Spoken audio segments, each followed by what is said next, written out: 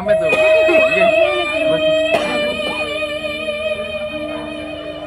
Ini sepolos banget Mas. Leres. Cara kertas tesih putih. Muga-muga aja reget-reget nek urung wayahe digundah ya nak ya. Niki ingkang Rama sing iki anggota DPRD Kabupaten Tulungagung. Sami. Saka fraksi Golkar juga. Kula menika nggih anak saking anggota. Loh, anggota DPRD? Anggota badan. Sama ini banyaknya suwemu. Guyune iki karo laku. Ora kaya tangan tes bersama iki lur lagi guyu. Lur lagi guyu. Terakhir dia rada telak. Nuwun sewu lho Mas nek guyu ampun bareng-bareng. Berarti kersane awet.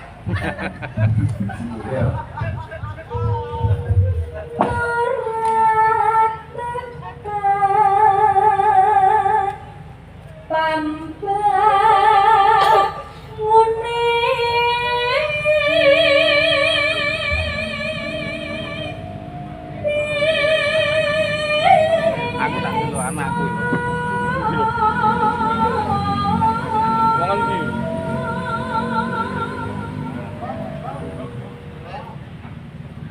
Mau Kanjeng Ibu Atika Banowati wis dawuhke lek yo nggone iki sik tas metu SMA, sik kuliah. Rombongan kon iki nang sing paling nang sing ngedong niku nom dulu. Nggih leres-leres. Dadi sing piyayi sing lebah manah ora wani ngetokno kabisane niku namung tukang gong. Oh nggih. Ning pundi nggon niku mboten sah ketok-ketoke niku suarane niku jan neteske tenan. Iya. Estu. Ora tak ketok ning sajen ning suyung sing Oh lah. Lah wong sak meter katahe kok kendali gong nek ngantuk tutuke ilang mawon bingung ora ono suwe. Nggih. Ya. Induk timure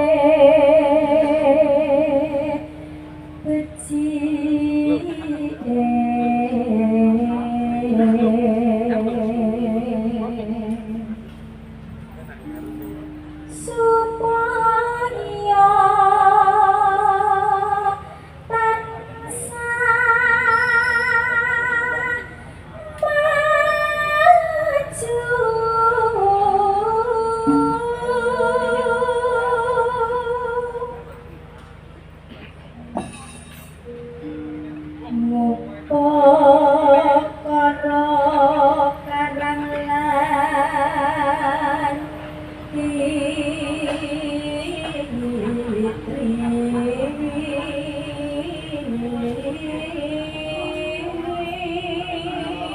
Panjenengan kok tak aturi duet karo Mbak Musi Pak Jolan. Nggih, siap. Wes tembang apa kok nderek panjenengan kok berdua. Siap. Elok. Iki sebene jenengan neruske kuliah wonten pundi Cahayu? datang UT Oh, Apa kuwi? Universitas Terbuka. Oh, mboten terlawangi. Mboten terlawangi, mboten tuntun di bawahnya. Terbuka ini tegese iso disambi. Nggih, leres. Daripada tertutup metu terus ora karu-karuan ya nok ya. Terus sumu nek tertutup kuwi. Jenengan kuliah teng pundi? Kula menika kuliah jane ajeng menit S2. S2 teng pundi? Tapi mboten siyos. Datang apa? Datangine kawanan teko kono SMT. Jebule kok.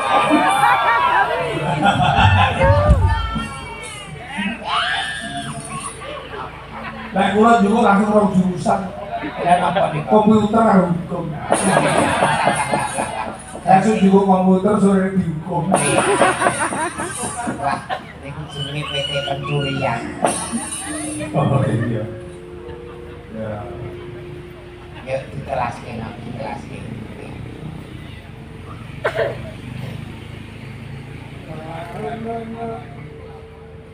Kok di gimana? Lali. Ayo.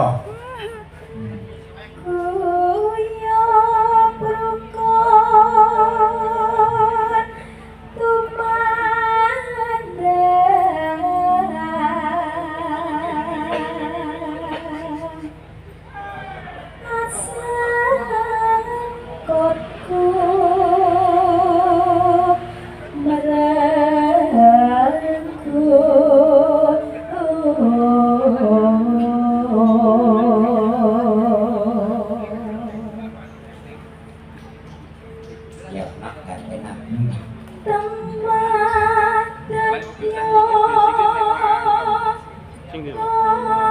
Cacili itu.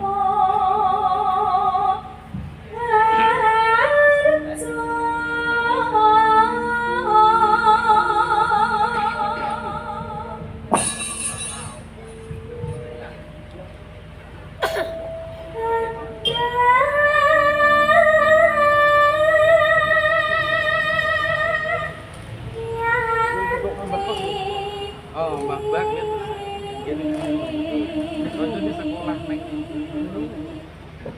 Murah sandeng pangan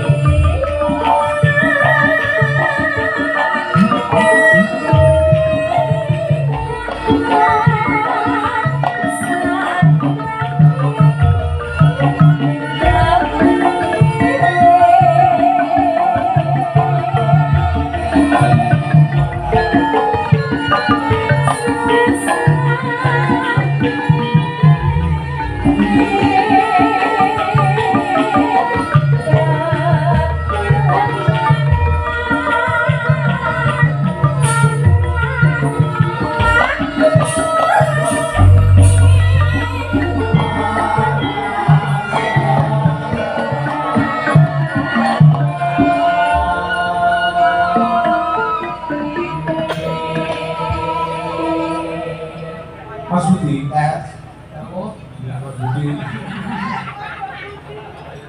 kalau batik kok yang ngerti asli ku iku kan jane ku jenengku asli iki Budi kok yang tak nggo kok. saya Pak Joran sini, asmara rekam sudah. Lho kula niku keturunan darah biru. Lho jenengan ketinggalan kok mboten pitados. Lho, gumun kok. Lho jenengan niku piripun wong sak omah niki wong darah biru niku. Nggih, alias semaput kabeh. Iya, kok. Budi sinten, Pak Joran? Kula menika wis kula duwe keyakinan Yai Kakung ngangger asmanipun niku gurine O.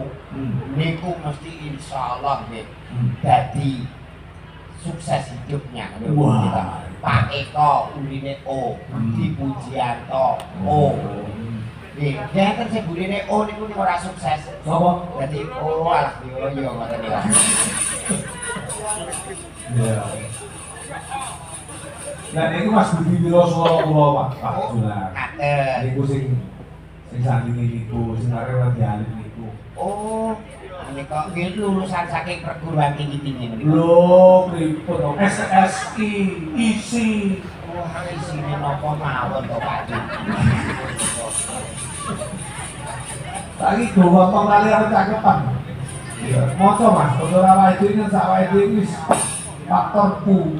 Leres nek bocah-bocah niki cepet napa mae gatek wong dereng enten sing dipikir kecuali pelajaran nggih. Aja kaya sengaja wae nggih. Yo nek ditakoni wae, so nek gedhe dadi apa nek dadi nganten. Iya. Sukses. Pikirnya dagangan. Nek sini kok to, masane didongakne apik kok yo. Nuwun sewu Mas, jenengan ketinggalipun kok nuwun sewu niki. Lah sing ngerti sing gawe udeng teko lho. Jenengan. Aurane piye aurane? Nuwun sewu menika nuwun sewu lho Mas nggih. Nggih. Lebih nandang pedhotel lah.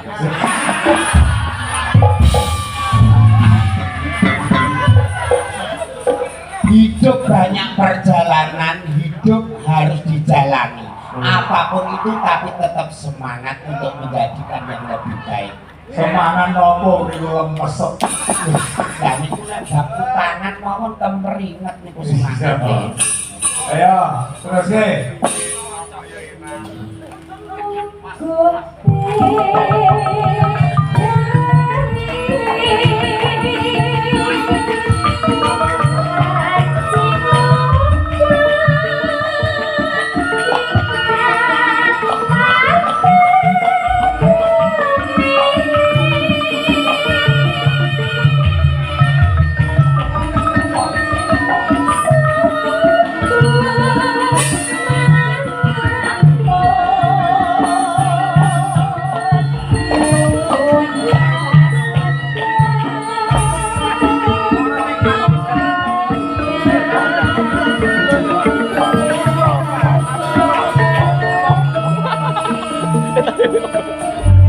Langsung Pak Jonan karo Mbak Lucy.